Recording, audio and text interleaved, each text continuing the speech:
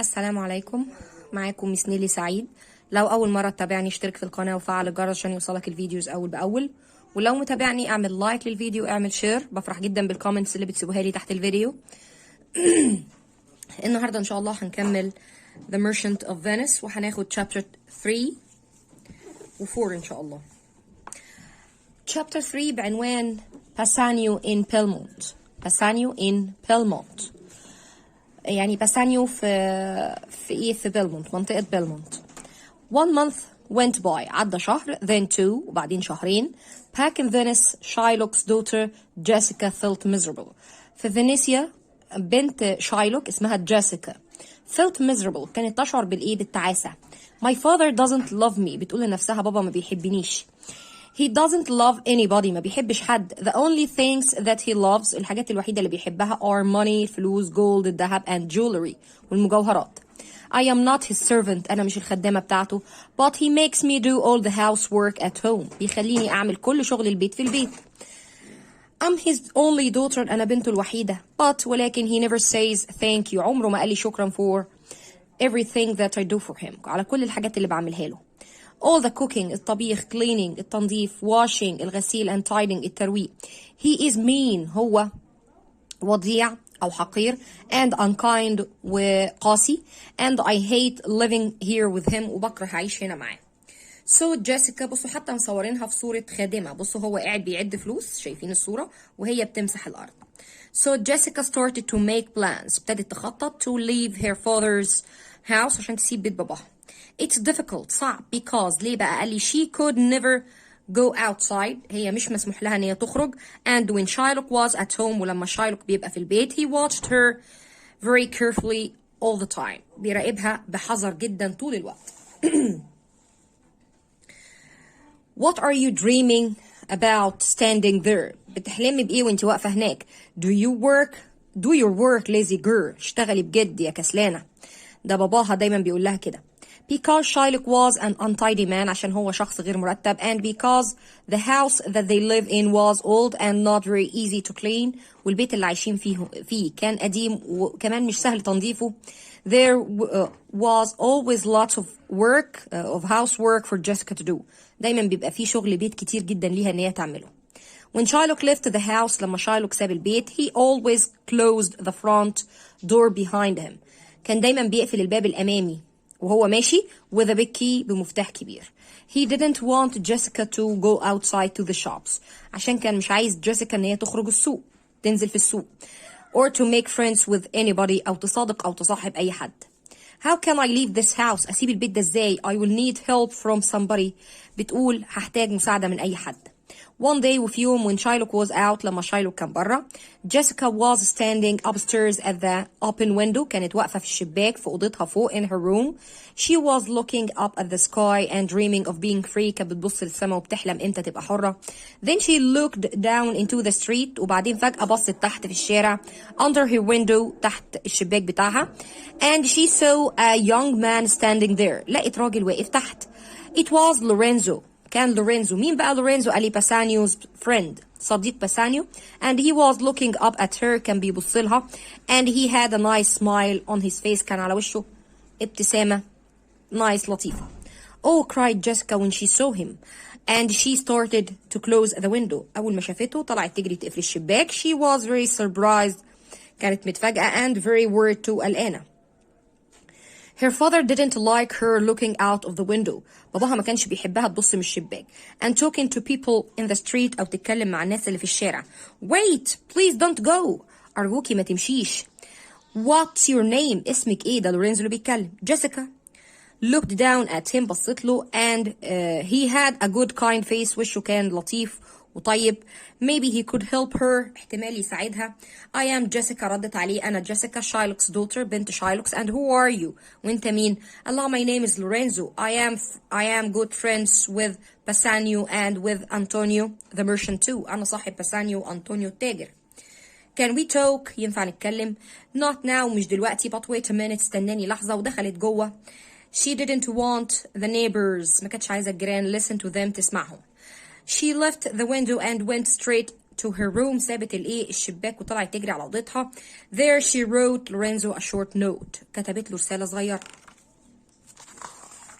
بصوا الرسالة بتاعتها. Dear Lorenzo, عزيزي لورينزو, help me, ساعدني. I'm planning to leave home. أنا بخطط أسيب البيت. I only do housework all day and I can never go outside. أنا بس بعمل شغل البيت وما ينفعش أطلع برا. My father is so mean. بابا وحش جدا. I wish to be free of him. عايزة أتحرر منه. You have a kind face. وشك شكله طيب. Can you rescue me? ينفع تنقذني. If you come tomorrow, لو جيت بكرة night بالليل with a ladder ومعاك سلم. ladder يعني سلم خشب. I can climb through this window. أقدر أتسلق من الشباك ده. And leave with you وغادر معاك. Tomorrow evening my father has an invitation to dinner. بكرة بالليل بابا عنده دعوة على العشاء at Antonio's house في بيت أنطونيو. He will be home late. هيوصل متأخر. It will be safe for me to leave then. ساعتها هيبقى الوقت مناسب إن أنا أمشي. Please say yes. أرجوك وافق. I am sorry that we can't talk. أسفة إن إحنا مش هينفع نتكلم. But I don't want the neighbors to know about my plans. جيسيكا. مش عايزة الجيران يعرفوا خطتي. جيسيكا. When she had finished writing, لما خلصت كتابة, she went back to the window. طلعت تجري على الشباك with a note ومعها رسالة. She quickly threw it down to Lorenzo. وراحت حدفاها لورينزو. شايفين احنا قصة الحب المشتعلة دي؟ حدفتها وأول واحد معدي في الشارع قالت له انقذني. المهم. He picked it up. التقط الرسالة. read it and smiled up at her. أخدها قراها وضحك وبصلها. المهم. I will come tomorrow. هاجي بكرة. Don't worry. ما تقلقيش. The next night. تاني يوم بالليل. When Shylock was out. وشايلوك برا. Jessica left her father's house with Lorenzo. سابت بيتها مع لورينزو. She took her mother's jewelry. أخدت مجوهرات مامتها. ركزوا. And bags of gold coins with her. وكياس من العملات الذهبية. فلوس يعني. But nothing that belonged to her father. بس ما فيش ولا حاجة من اللي هي أخدتها دي بتخص باباها. يعني أخدت حاجات مامتها ورثها في مامتها. Later that night, اليوم ده بالليل, Shylock returned from Antonio's house to find that the house was dark. رجع من عند أنطونيو لقى بيته ضلمة. المفروض إن هو دايما بتستناه جيسيكا معاها كاندل شمعة منورة له يعني. Jessica, where are you? أنت فين يا جيسيكا? He couldn't find his daughter anywhere. ما كانش لاقي بنته. طبعا أول حاجة راح دور عليها He went upstairs. طلع فوق to his room في أوضته and opened the cupboard. فتح الدولاب and where he kept all his money. اللي سايب فيه كل فلوسه and a box of his dead wife's jewelry ومجوهرات مراته في صندوق. The box had gone. الصندوق مش موجود. And some bags of his wife's money وفلوس مراته had gone كمان مشت. Then Shylock went into Jessica's room. تاني حاجة بقى راح يدور عليها بنته. And found the open window. لقى الشباك مفتوح. My daughter بنتي. My money فلوسي. So the little bird has flown from her cage, taking all her mother's things with her. يبقى العصفورة الصغيرة طارت من العشة. أخدت كل فلوس مامتها معاها. I will never forgive Jessica for this. عمري ما هسامحها على ده. وبعدين I won't give her any of my money when I die. ولما أموت مش هسيب لها أي فلوس. يعني هيحرمها من ميراث. When Shylock learned that Antonio's young friend Lorenzo had helped his daughter to leave and that she had married him. لما شايلوك عرف بقى ان صاحب أنطونيو لورينزو هو اللي ساعد بنته على انها تمشي وكمان اتجوزها. شايلوك was very angry with Antonio. بقى غضبان اكتر يعني اكتر من التاني كان مضايقه في التجارة. كمان حس ان أنطونيو السبب في كل اللي بيحصل. Antonio has to pay me back in 1 month's time. أنطونيو لازم يرجع لي فلوسي خلال شهر. But I hope أتمنى that he won't have the money. إنه ميبقاش معاه الفلوس. Because now I want a pound of his flesh. أنا دلوقتي عايز رطل من لحم من جسمه. 2 weeks after that. بعد أسبوعين Bassanio arrived in Belmont with his friend Graziano. Bassanio وصل بيلمونت مع صاحبه Graziano. Graziano was friendly with Portia's servant Nerissa. Graziano صاحب ناريسا اللي هي السيرفنت بتاعت بورشا. خدمة بورشا. He hoped that if Bassanio married Portia, كان بيتمنى لو باسانيو اتجوز بورشا, maybe he could marry Nerissa too. هو كمان يعرف يتجوز ناريسا. احنا جايين نجوز الناس في القصة دي. Portia didn't want Bassanio to play the guessing game at once. Portia كان عاجبها باسانيو فما كانتش عايزاه يلعب الجيسنج جيم على طول. She liked talking to him. كان عاجبها الكلام معاه. And she wanted him to spend some weeks at Belmont. كانت حابة ان هو يقعد معاها شوية اسابيع as her guest كضيف ليها before he had to choose a box قبل ما يختار الصندوق. لان هو لو اختار غلط كان المفروض go at once يمشي على طول. But Bassanio felt sick thinking about the game. زهق بقى من كتر ما هو عمال يفكر في اللعبة فقال he didn't want to wait for long. كانش عايز يستنى كتير. So he asked Portia to play it as soon as he could. طلب من بورشا ان هو يلعبها بسرعة على قد ما يقدر. And she sadly agreed. وهي وافقت بمنتهى الحزن يعني كانت زعلانة. Once she had pulled back the curtains أول ما رجعت الستارة Bassanio looked at the 3 metal boxes. بص على 3 صناديق. On the lead box اللي مكتوب بقى على الصندوق الليد اللي معمول من الرصاص. If you choose this box لو اخترت الصندوق ده you will risk all that you have. هتخاطر بكل اللي معاك. Gold and silver look very beautiful. هو بيقول باسانيو بيقول ان الذهب والفضة شكلهم حلو قوي. ماشي. But something which is beautiful outside can be ugly things inside it. بس الحاجة الحلوة من بره ممكن يبقى جواها حاجات وحشة كتير من جوه. Lead is a heavy metal. الرصاص معدن تقيل. And this is a heavy choice. وده اختيار صعب. In front of me قدامي. So Bassanio chose the lead box. اختار الصندوق الرصاص. Portia gave him the lead key. اديته المفتاح الرصاص بتاع الصندوق الرصاص. And with that وبالمفتاح he opened the box. فتح الصندوق. When he looked inside he saw Portia's picture there. لقى الصورة بتاعت بورشا. He was very happy. كان مبسوط جدا. And Portia too was very glad. وبورشا كانت سعيدة جدا. Bassanio was chosen for me. Bassanio هو المختار ليا by my father's clever plan. بخطة بابا الذكية. He is the best husband I could wish for. هو أفضل زوج أنا كنت ممكن أحلم بيه. Then she gave her fiancé a beautiful silver ring. اديته خاتم من الفضة جميل. وبتقول له saying wear this ring always. خطبته بخاتم يا جماعة. البس الخاتم ده على طول. Bassanio and never give it away. واوعى تفرط فيه. If you do ولو ضيعته our love will end. حبنا هينتهي. ماشي. Bassanio took the ring. أخذ الخاتم and he put it on his finger. وحطه في صباعه. He promised Portia never to give it away. ووعدها ان عمره ما يفرط فيه. Graziano spoke then. وساعتها بقى Graziano قال he hoped that Portia and Bassanio would be very happy together. اتمنى لهم السعادة مع بعض. And can Nerissa and I marry too? ممكن أنا وناريسا كمان نتجوز. Portia and Bassanio agreed to this. وافقوا على الكلام ده وسمايلينج ضحكوا. Then just then وساعتها Lorenzo and Jessica arrived in Portia's house. Lorenzo اللي اتجوز جيسيكا أخدها وراحوا فين؟ عن Portia's house.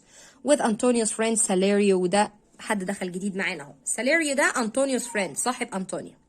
Bassanio, here is a note from Antonio for you. يا باسانيو دي رسالة من أنطونيو ليك. said Salario and put it into Bassanio's open hand. حطها في ايدين باسانيو. نقرا بقى الرسالة. الرومانسية خلصت. نخش بقى في المقاسي. بيقولي dear Bassanio عزيزي باسانيو I'm sorry to say that my ships haven't returned to Venice.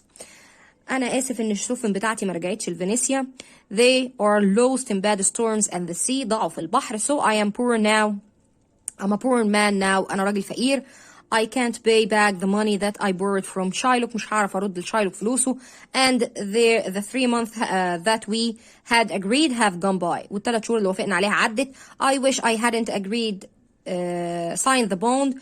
كنت أتمنى إني ما كنتش مضيت على العقد ده. But it's too late. الوقت اتأخر to do anything. إن إحنا نعمل أي حاجة about that. Now I must give Shylock a pound of my flesh. دلوقتي لازم أدفع لشايلوك رطل من لحمي. And because he wants to take it from near my heart. وعشان هو عايز ياخد الرطل ده قريب من قلبي. I won't live long after he cuts it from me. مش هعيش بعد ما ياخدها مني. But before I die قبل ما أموت I want to see you again. عايز أشوفك تاني. And to say goodbye to you. وأودعك. Your best friend Antonio. صديقك المقرب أنطونيو. Bassanio's face went white when he read it. وشه بقى جاب ألوان أول ما قرأ الرسالة. What's the matter يا باسانيو؟ إيه المشكلة يا ابني؟ قال لها ده بورشا اللي بتسأله. Then for the first time لأول مرة بقى Bassanio told Portia about the 3,000 gold coins that Antonio had borrowed. حكى لها الحدوتة بقى. Salerio said Shylock has spoken to the Duke of Venice. Duke of Venice اللي هو محافظ البندقية مثلا، ماشي؟ أو الحاكم بتاع البندقية. He wants his pounds of flesh. كل شوية يروح للدوك ويقول أنا عايز رطل اللحمة بتاعي. So Antonio is now in prison. أنطونيو دلوقتي في السجن waiting for his trial، مستني المحاكمة بتاعته. You must do something to stop Shylock and to help Antonio. لازم تعمل حاجة عشان توقف شايلوك وتساعد أنطونيو before it's too late، قبل ما يفوت الأوان. ماشي؟ The trial starts. المحاكمة بتبتدي. Can this be true, Salerio? ده بجد يا ساليريو؟ ده باسانيو بيقول له haven't any of Antonio's ships returned to Venice؟ ولا سفينة رجعت؟ قال له not one، ولا واحدة. And if they had، حتى لو رجعوا it wouldn't do any good، مش هينفعوا بحاجة because Shylock isn't interested in Antonio's money anymore. هو دلوقتي ما بقاش عايز فلوس أنطونيو. He visits the Duke morning and night. بيزوره صبح وليل، بيزور الدوك صبح وليل. asking for the pound of flesh. بيسأل على ايه؟ رطل اللحمة. many of the most important men in Venice، ورجاله كتيره من الناس المهمين في فينيسيا have spoken to the money lender. كانوا بيكلموا ايه؟ شايلوك asking him to be more kind. بيطلبوا منه هو يبقى حنين شويه to the merchant and he will not listen to any of them. ما كانش بيسمع لأي واحد فيهم. When Portia heard about everything that Antonio had done to help her fiancé. كلمة fiancé دي كلمة فرنش أساسا بمعنى خطيب. لما بورشا عرفت بقى أنطونيو عمل ايه عشان خطيبها باسانيو and how Shylock had played a trick on the merchant. ازاي Shylock played a trick يعني خدع الميرشنت and was now asking for a pound of his flesh. ودلوقتي بيدور على رطل اللحمة بتاعه. She felt very sorry for the man. شعرت بالأسى للإيه؟ على الراجل. How much does the merchant owe؟ بكام بيدين الميرشنت؟ قال لها 3,000 gold coins. He borrowed them from me for me. استلفهم عشاني. And is he your best friend؟ وهل هو صديقك المقرب؟ قال لها yes, he is my the best friend that I have ever had. الصديق اللي أنا اتصاحبت عليه قبل كده، وعمري ما هيبقى معايا عندي حد زيه قبل كده. عمري ما هيبقى عندي صديق زيه قبل كده or ever will have بعد كده. Then I myself will pay back. هرجع لشايلوك the money that Antonio owes him. أنا بنفسي هرجع له الفلوس اللي أنطونيو بيدينها. بورشا اللي بتقول and if he asks for more than 3,000 you can give him 6,000 gold coins from me. لو طلب أكتر من 3 نديله 6. Now that you are my fiancé، بما أنك خطيبي، my money is your money، فلوسي فلوسك، and your good friend is my good friend، وصديقك يبقى صديقي too. باسانيو you must go to the city at once and help Antonio. يا باسانيو روح المدينة دلوقتي عشان تساعد أنطونيو. And when you have helped him، ولما تخلص وتساعده، bring him back here to Belmont. هاته معاك لبيلمونت. But ولكن before you leave، قبل ما تمشي، we must marry. نتجوز. So Portia and Bassanio and Nerissa and Graziano were married that afternoon. اتجوزوا بعد الظهر في اليوم ده. That evening، اليوم ده بالليل، Bassanio and Graziano left by boat for Venice with Salerio. باسانيو، جراتسيانو وساليريو الثلاثة راحوا فينيسيا بالبوت. When they had gone، لما راحوا، Portia wrote a short note to her cousin Dr. Palerio. بورشا عندها ابن عمها cousin اسمه Dr. Palerio. ده محامي، بس كانوا زمان بيقولوا لهم كده دكتور فلان. He was a clever lawyer. كان محامي شاطر who spoke at all the most important trials in Padua. منطقة اسمها بادوا. هو اللي كان بيتكلم في أغلب المحاكمات المهمة. Portia wrote to Palerio about Antonio's problem. كلمت باليريو وحكت له عن مشكلة أنطونيو and she asked for، بصوا بقى طلبت حاجتين، her cousin's advice نصيحته and some lawyer's clothes وملابس محامي. يبقى the advice and the clothes arrived from Dr. Palerio the next day. تاني يوم على طول الحاجة وصلتها. After that, Portia told everybody at Belmont that she and Nerissa were going away for some days to have a quiet time until their husbands return. قالت لكل اللي موجودين في بيلمونت ان هي ونريسا هيروحوا يقضوا بعض الايام عشان يقضوا وقت هادي لحد ما زواجهم الاثنين يرجعوا. She spoke to Lorenzo and Jessica at the door. وراحت متكلمة مع لورينزو وجيسيكا على الباب. I am leaving my house in your good hands يا لورينزو. أنا سايبة بيتي أمانة في إيدك يا لورينزو. My servants will do all that you and Jessica tell them. الخدم بتوعي هيعملوا كل اللي هتأمروهم بيه. You are here in place of Bassanio and myself. أنت هنا مكاني ومكان باسانيو until we return لحد ما نرجع and now goodbye مع السلامة. وراحت ماشية هي وناريسا. goodbye مع السلامة. have a safe journey. أتمنى لك رحلة موفقة آمنة ولا إيه. a couch and horses. عربية بالحصنة. were waiting outside to take Portia and Narisa down to the sea. كانت مستنية عشان تاخد بورشا وناريسا للبحر. when they got into the couch لما وصلوا عند العربية هي دي. they put on men's clothes. put on يعني يرتدي، بتساوي كلمة wear. men's clothes ملابس رجالة. ليه؟ قال لي because they didn't want anyone in Venice to recognize them. ما كانوش عايزين حد في فينيسيا يعرفهم. then they drove away from Belmont. سافروا بقى بعدوا عن Belmont. at the sea في البحر، في شاطئ البحر seashore. they got into a little boat. دخلوا في قارب صغير that took them to Venice. يبقى هم كمان راحوا فينيس بالبوت. back in Belmont Jessica and Lorenzo were sitting in the garden and talking. هناك بقى لسه في ايه؟ في بيلمونت جيسيكا ولورينزو قاعدين في الجنينة بيتكلموا. How are you feeling يا جيسيكا؟ تشعري بإيه؟ And what do you think of Bassanio's new wife؟ إيه رأيك في مرات باسانيو الجديدة؟ I am very happy that I left my father's house. أنا مبسوطة إن أنا سبت بيت بابا. And I married you وإن أنا اتجوزتك. And I like Portia عجباني. She is kind woman. هي امرأة طيبة. And very good for Bassanio. مناسبة جدا لباسانيو. Yes, she is the right wife for him. جراتسيانو بيقول لها فعلا هي الزوجة المناسبة لي. and I am the right husband for you. وأنا الزوج المناسب ليكي. I think too. أعتقد. فقالت له aren't you going to ask me what I think about that؟ مش هتسألني رأيي إيه في إن أنت بتقوله؟ وقعدوا يضحكوا الاتنين. Let's talk about it over dinner. نتكلم عن الموضوع على العشاء. I am hungry now. أنا جعان. قالت له so am I. وأنا كمان. ودخلوا البيت الاتنين. كانش ليها لازمة الحتة دي بس ما علينا. At the same time في نفس الوقت in Venice في فينيسيا the trial between Shylock and Antonio had started. trial المحاكمة ما بين شايلوك وأنطونيا بدأت. The Duke spoke first to Antonio. الدوك اتكلم الأول مع أنطونيو. قال له I am sorry for you يا ابني، أنا زعلان علشانك يا merchant. I have talked to Shylock. كلمت شايلوك and I can see that he hates you. وأنا عارف إن هو بيكرهك and wants to hurt you وعايز يأذيك. He was angry with you before. كان غضبان منك قبل كده because you lent money to friends for free. عشان كنت بتسلف صحابك مجانا. And now since his daughter left home with your friend Lorenzo بسبب كمان بنته اللي سابت البيت مع صاحبك. He is angrier. زاد غضبه than ever. أكتر من الإيه من قبل كده. I don't think that you are going to be very lucky in this trial. أنا لا أعتقد إنك هتبقى محظوظ في المحاكمة دي. أنطونيو رد عليه وقال له I have heard that you have spoken many times to the money lender. أنا عارف إنك كلمته كتير and that you have asked him to be kinder to me. وإنك طلبت منه إن هو يبقى ألطف من كده في طلبه. I thank you for that. بشكرك على كده. But if Shylock's angry with me لو شايلوك غضبان مني then there is nothing that you or I can do about it. مفيش حاجة أنا وإنت نقدر نعملها بخصوص الموضوع ده. I will try to be brave. هحاول أبقى شجاع whatever happens بصرف النظر عن اللي هيحصل. After that the Duke asked a servant to tell Shylock to come in. الدوك طلب من خادم إن هو يخش ينده لمين؟ لشايلوك. The moneylender entered the room holding the paper that had Antonio's name on it. داخل وماسك في ايده البيبر اللي مكتوب عليها اسم أنطونيو اللي هو البوند.